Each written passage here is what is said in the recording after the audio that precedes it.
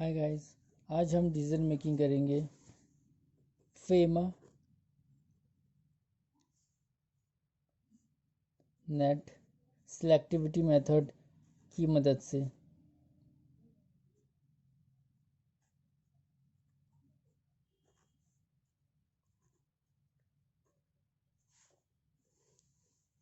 इस मेथड का फार्मूला है एक्चुअल रिस्क प्रीमियम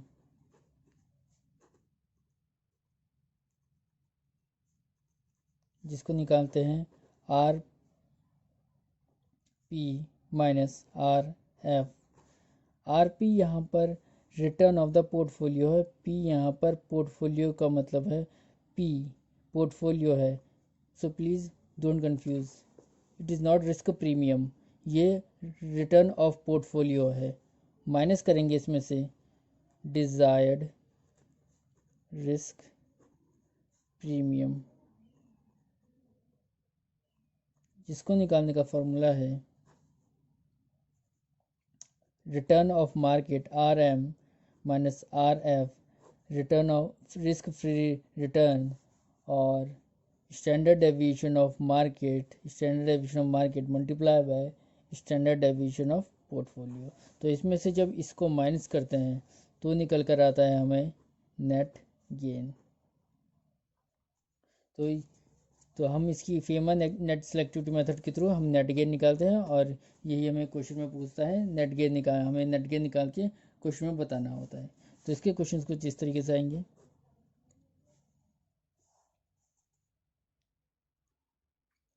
तो क्वेश्चन ये रहा जिसमें 3 पोर्टफोलियो दे रखा है हमें क्वेश्चन में रिटर्न ऑफ पोर्टफोलियोज ऑलरेडी दे रखा है, स्टैंडर्ड डेविएशन ऑफ पोर्टफोलियो भी दे रखा है, कोरिलेशन भी दे रखा है R F standard deviation of market भी और standard deviation of return of market भी। हमें फाइंड आउट करना है नेट गेन, जो कि हमें यहाँ से मिल जाएगा, टोटल गेन जो कि हम क्वेश्चन में देखेंगे कैसे निकालते हैं, सिस्टमैटिक और अनसिस्टमैटिक रिस्क ये भी हम क्वेश्चन में निकाल के दिखाएंगे। तो सबसे पहले लिख लेते हैं पोर्टफोलियोज के नाम।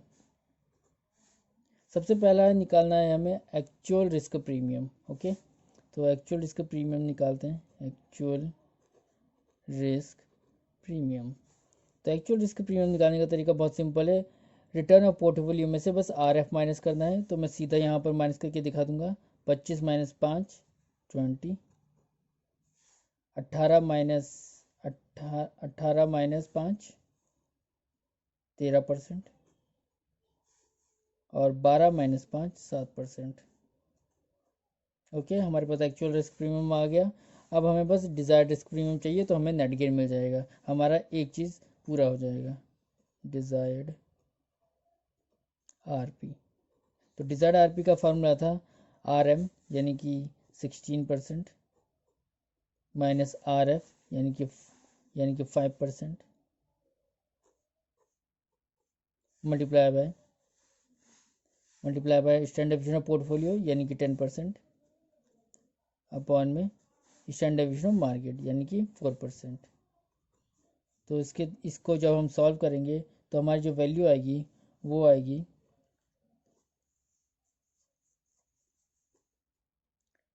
27.5%। ओके, तो इसी तरह से हम बाकी का भी सॉल्व कर लेंगे। इसकी जगह मैं इस पर डायरेक्ट 11 लिख रहा हूँ, और इसकी जगह और ये सेम ये रहेगा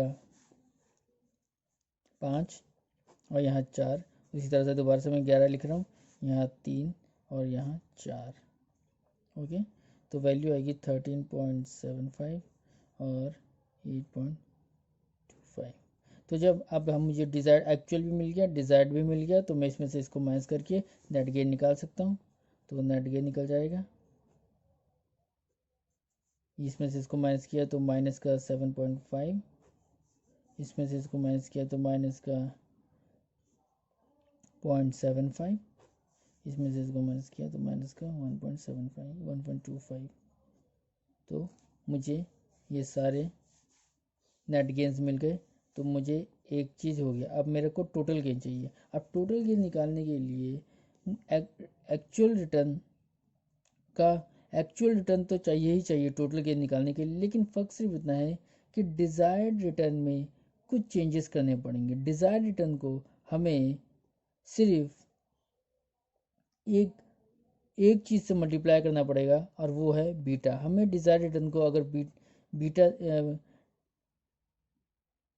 इसको अगर हम इसको अगर हम कोरिलेशन से मल्टीप्लाई कर दे तो हमें जो नेक्स्ट डिज़ायर्ड रिटर्न निकल के आएगा उसको अगर हम इस एक्चुअल से माइनस करें तो टोटल गेन निकल जाएगा। अब हम करके दिखाते हैं कैसे।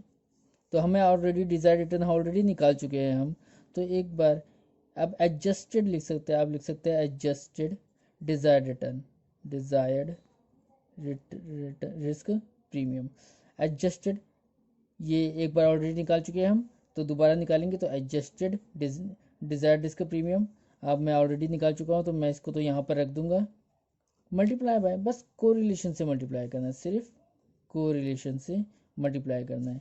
तो इसको भी उसी तरह से इसको 13.275 को सिर्फ कोरिलेशन से मल्टीप्लाई करना है।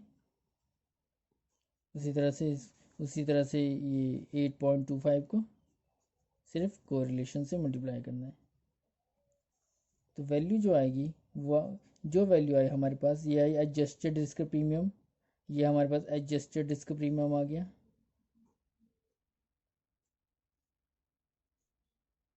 अब एक्चुअल को एडजस्टेड से माइनस करने पर क्या निकल के आएगा, टोटल गेन। तो यही पर ही बस आप टोटल गेन की हेडिंग डाल लेते हैं, टोटल गेन। तो टोटल गेन इस तरीके से निकल के आता है कि एक्चुअल में से एडजस्टेड को माइनस करें तो टोटल निकल के आता है। और एडजस्टेड हमने कैसे निकाला, हमने कोरिलेशन को डिजायर्ड से मल्टीप्लाई करके एडजस्टेड निकाला। तो एडजस्टेड माइनस करने पर आएगा 20 माइनस 8.25, तो वैल्यू आएगी 11.75, इसकी आएगी 3.37 और इसकी आएगी 2.87।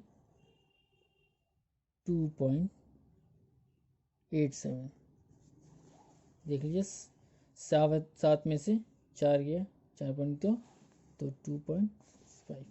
तो टोटल गेन में तो यहाँ पर हमें दो चीज़ें निकल गई, नेट गेन भी निकल गया, टोटल गेन भी निकल गया। सिस्टमैटिक और अनसिस्टमैटिक बस बाकी रह गया। तो सिस्टमैटिक और अनसिस्टमैटिक निकालने के लिए हमें सबसे पहले एक और चीज़ की ज़रूरत पड़ती है और वो है बीटा। लेकिन हमारे पास बीटा है नहीं, तो बीटा हमें निकालना पड़ेगा। बीटा हमारे पास है नहीं, बीटा क्वेश्चन में कहीं नहीं है, तो हमें सबसे पहले बीटा निकालना पड़ेगा। तो बीटा निकालने का एक फार्मूला है, आपको पता होगा कि R multiply by standard deviation of portfolio upon में स्टैंडर्ड डेविएशन ऑफ मार्केट। ठीक है, ये है बीटा का फॉर्मूला। तो इसी का यूज़ करते हुए हम सब में बीटा निकाल लेंगे। तो बीटा दोबारा बीटा लिखते हैं और इसी को आर की जगह पे हम यहाँ पर पुट करते हैं ये 0.3 से, और स्टैंडर्ड डेविएशन ऑफ पोर्टफोलियो चाहिए हमें। तो पोर्टफोलियो स्टैंडर्ड डेविएशन है 10 अपॉन में मार्केट का स्टैंडर्ड डेविएशन क्या है 4, तो 4। बस इसी तरह से हम सब में लिख देंगे। इसका 0.7, इसका 5 और इसका 4, उसी तरह से इसका 0.5, इसका 3 और इसका 4। सॉल्व करने के बाद हमारे पास स्टैंडर्ड डेविएशन आ जाएगा और बीटा आ जाएगा। और बीटा जो है वो है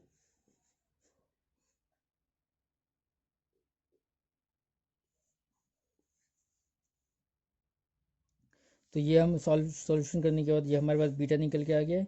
तो अब हमें सिस्टमैटिक रिस्क निकालना है, सिस्टमैटिक रिस्क, और इसका फार्मूला होता है standard deviation of portfolio multiply by beta of portfolio. बस, तो standard deviation of portfolio already क्या है हमारे पास, ऑलरेडी दे रखा है 10।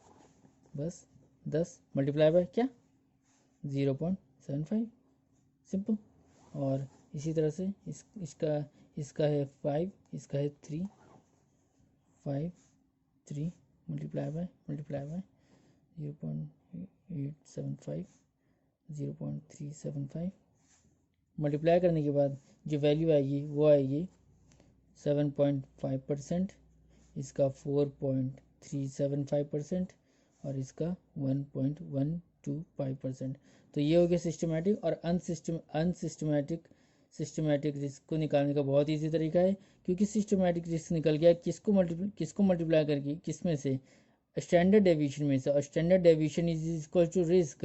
तो अगर स्टैंडर्ड डेविएशन का इतना हिस्सा सिस्टमेटिक है तो बाकी का जो भी हिस्सा होगा वो क्या होगा, अनसिस्टमेटिक। तो स्टैंडर्ड डेविएशन ऑफ पोर्टफोलियो में से सिस्टमेटिक हटा देना, तो जितना बचेगा वो होगा अनसिस्टमेटिक। यानी 10 था इस स्टैंडर्ड डेविएशन, जिसमें से 7.5% गया, तो बचा कितना, 2.5। और यही है आपका अनसिस्टमेटिक रिस्क। उसी तरह से यहाँ पर 5 में से 4.375 गया, तो बचा 0.625।